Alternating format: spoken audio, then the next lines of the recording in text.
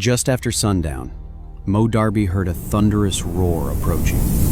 Motorcycles rolled out of the darkness and pulled into Darby's garage. 5 riders, grizzled, road-worn, and looking like the kind of trouble that didn't need directions finding you. Moe watched them kill their engines. Suddenly, the night got quiet. The biggest climbed off his bike and looked at Moe. They needed gas. But from the way they carried themselves, gas wasn't the only thing they'd stopped for. Moe filled their tanks, hoping they'd keep moving. They didn't. The big one stepped toward Moe, asked where he could find the nearest bar.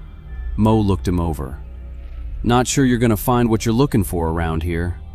The biker grinned, then slapped Moe hard across the face. Not because he was angry, because he thought it was funny. Moe stumbled against the pumps. The others laughed. The big man grabbed Moe by the shirt, gave him another good one, then let him go. The beating didn't last long. Neither did the laughter as they climbed back on their bikes. The rumble faded as they disappeared back into the night, leaving Moe bloody, bruised, and mad as hell. The next morning, Sheriff Tom Mercer pulled into Darby's garage. He spotted Moe outside and immediately knew something wasn't right. Busted lip, one eye swelled shut. Mercer stepped out. "What the hell happened to you?" Moe told him about the 5 bikers, how they'd rolled in after dark, asked about a bar, roughed him up, then disappeared into the night.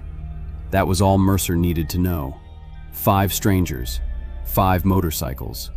And somewhere in Black Hollow, Mercer figured he'd find both. He spent the next couple hours looking.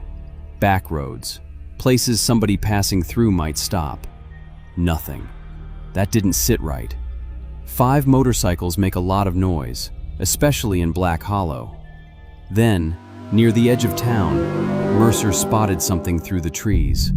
Chrome. 5 motorcycles, parked behind an abandoned farmhouse. Mercer pulled his patrol SUV off the road. The place hadn't seen company in years. Busted windows, sagging porch, waist-high weeds.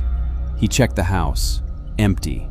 Then noticed the old barn out back, doors shut, windows covered. And on a bright afternoon, not a sliver of sunlight getting inside. Mercer headed toward it. He quietly pulled one of the old doors open. Inside was dark, real dark. Mercer slipped inside, careful not to make a sound, and waited for his eyes to adjust. At first, nothing. Then, shapes appeared above him. Mercer slowly looked up. 5 men, hanging upside down from the rafters, arms folded across their chests, eyes closed, still as death. Mercer stared up at them. He'd seen plenty of strange things in Black Hollow, but this was a new one. One careful step at a time, Mercer backed out and quietly shut the door. Not one of them stirred. Later that afternoon, Mercer returned, with a 5-gallon gas can in hand. The sun was still high. The barn sat quiet, just like he'd left it. A few minutes later, smoke curled from the old wood. Then came the flames. The fire spread fast. Inside, the night riders woke up to hell. High-pitched shrieks tore through the barn. Not human screams, something worse. Something slammed against the doors, again and again. Then the roof began to collapse. Mercer stood back and watched it burn. For a minute, it looked like none of them were getting out. Then something burst through the flames. The big one, their leader, burned, smoking, but somehow still alive. He hit the ground and crawled toward Mercer, slowly, painfully, but he kept coming. Then he crawled beyond the barn's shadow and into the afternoon sun. The biker stopped cold. The fire had burned him, but the sunlight destroyed him. He reached toward Mercer one last time, then crumbled into ash.